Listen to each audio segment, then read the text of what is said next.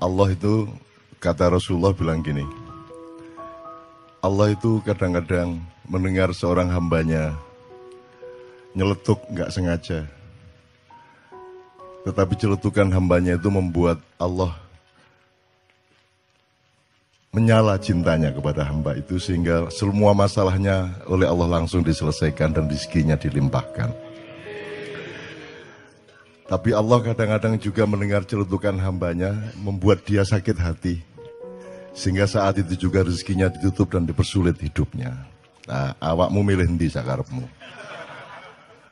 Nah, Allah ngomong seperti itu menurut Rasulullah, terutama dalam ketika momentumnya adalah hujan turun. Jadi jangan ada yang mengeluh hujan turun. Bahwa Anda kerepotan, bahwa Anda kesulitan, itu berkah juga. Kesulitan itu berkah. Kalau Anda tidak pernah mengalami kesulitan, Anda tidak pernah menjadi dewasa.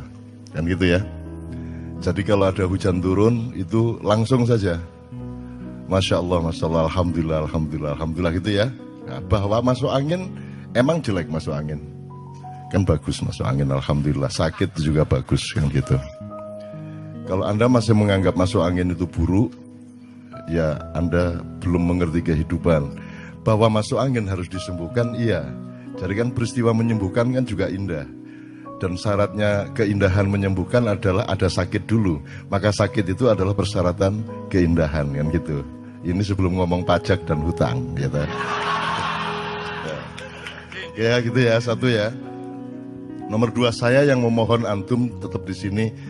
Sesepuh kita Bapak Abdullah Hamahwa yang saya kenal sejak dahulu kala ya, Ustadz ya. Saya kenal beliau sejak dahulu kala dan ini harus kita takzimi sebagai salah satu rujukan sejarah kita, termasuk rujukan pengetahuan dan jurisprudensi ilmu-ilmu tentang keindonesiaan, karena beliau lebih berpengalaman dibanding kita semua. Itu. Hati awakmu nanti dibanding beliau itu. Dia dulu ngalamin bagaimana mendirikan HMI awalnya, dia mengalami bagaimana Bung Karno agak terpecah hatinya terhadap HMI dan CGMI. Saiki wis gak ono wong kenal CGMI toh. Udah nggak tahu CGMI ya. Ya gimana sih, itu musuh utamanya dulu adalah CGMI dan GMNI separuh gitu ya, dan seterusnya. Tapi nggak usah saya ceritakan karena Anda sudah lelah bermusuhan dengan macam-macam, sehingga tidak usah saya ceritain bermusuhan. Nomor 2, dari sekali lagi soal mengeluh tadi, tidak ada gunanya mengeluh itu. Yang ada bersyukur saja, meskipun belum masuk akal. Jangan khawatir, nanti Anda akan ketemu bahwa dia rasional, bahwa bersyukur itu rasional. Jadi tidak usah faham dulu baru bersyukur saja dulu supaya Anda faham.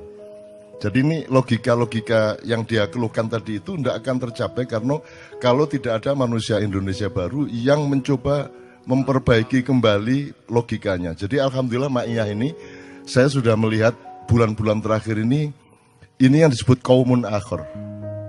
Jadi Allah tidak perlu menghancurkan bangsa Indonesia untuk kemudian dikasih kaum yang baru, umat yang baru untuk membangunnya. Di tengah kehancuran ini juga sudah lahir manusia baru seperti Anda, seperti Arek Gendeng Malang, Budi Setiawan, Mangsa Piturute. Itu manusia baru, itu hibrida baru Indonesia. Dan selama masih hibrida gendeng yang mengurusi itu, Anda juga ndak usah mengeluh. Wis mesti wong gendeng wis mesti ngono iku, katika apakno meneh. Tapi kan ada Anda, ada dia, ada teman-teman semua, dan ada kita. Usiamu kan masih 20, 30, 40 paling ya. Jadi kita punya harapan besar, dan ini jumlah kayak Anda ini ada di mana-mana, di Purwokerto, Banyumas, Purbalingga, Ngawi, Madiun, Ponorogo, lahir manusia baru Indonesia. Jadi Allah tidak perlu menghancurkan bangsa Indonesia. Allah di tengah kehancuran ini langsung melahirkan qaumun akhir, Indonesia yang berbeda, Indonesia yang baru. Dan itu sudah terjadi. Itu loh. Bahwa nanti berhasilnya itu bertahap. Mungkin Anda sudah umur 50 baru kelihatan. Saya mungkin anak saya, cucu saya dan seterusnya baru berhasil betul. Loh, ini kan komplikasi penyakitnya luar biasa. Dan Anda tadi itu digaram-garami sama Anda sehingga anak Malang tuh tidak tahan. Wis loro dikei Lombok meneh.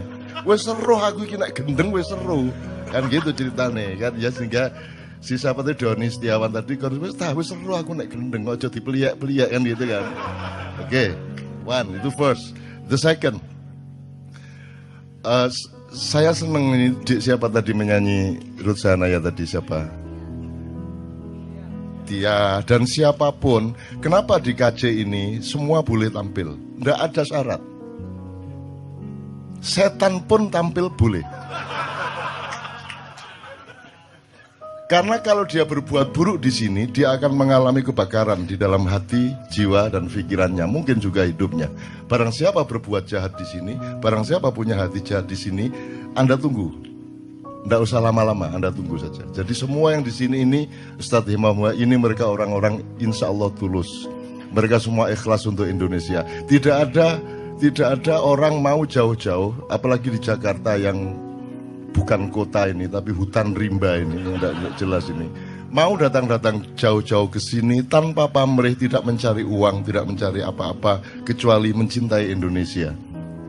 Masa Allah tidak akan membuat Anda hidup lebih berperan dan lebih sumringah di masa yang akan datang. Jadi ini mereka insya Allah tulus semua. Nah, setan pun kalau dia tampil di sini, itu mau tidak mau dia harus berbuat baik. Jadi Anda pengennya setan berbuat baik atau berbuat buruk? Benar. Karena Anda maunya setan itu buruk toh. Ya toh? Dan Anda sudah klaim dengan stigma setan itu buruk. Lah itu kan salah Anda ngomong gitu itu. Setannya mengeluh sama saya. Saya ini disuruh Allah ini saya jadi setan ini. Saya ini cuma taat. Saya tidak punya kemungkinan lain. Sama dengan malaikat, tidak punya kemungkinan lain. Manusia dan jin punya kemungkinan. Faman syaa falyu'min, faman syaa falyakfur. Kalau kamu mau percaya, percaya. Kalau mau khianat, khianat. Kalau kamu mau baik, baiklah. Kalau mau buruk, buruklah dengan resiko masing-masing. Kita punya demokrasi dari Allah. Setan tidak punya. Lebih beruntung mana Anda apa setan? Kan lebih beruntung Anda. Makanya saya itu tidak tega sama setan. Kalau sholat, kalau saya kebetulan jadi imam, saya tidak ngomong, ayo softnya dirapatkan supaya tidak diisi setan. Saya tidak tega.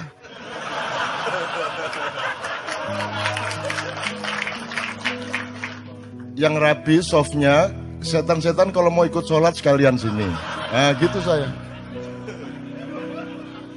Saya tanya, apakah ada makhluk di muka bumi ini yang tidak kembali ke Allah? Jadi bagaimana mungkin saya mendoakan siapapun dan mengharapkan siapapun untuk tidak kembali ke Allah? Kemudian Anda dibiaskan oleh Allah sendiri supaya Anda diuji fokus sama Allah apa tidak dengan dikasih idiom neraka dan surga. Terus Anda semua itu pokoknya enggak pakai mikir, pengen ke surga semua. Saya kasih tahu, surga itu sepi banget.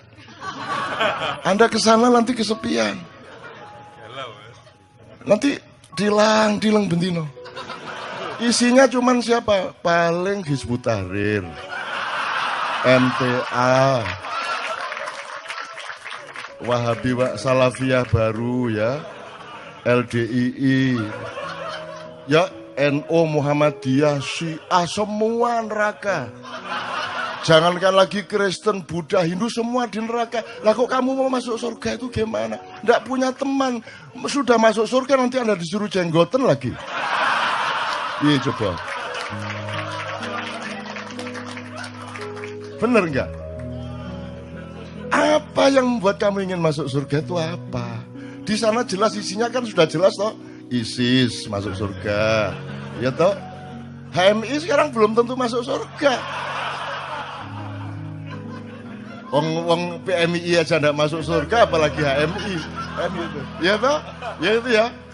Oh, PMI bisa selawatan aja ndak masuk surga, apalagi HMI yang bisanya intelektual modern dok. Kan gitu.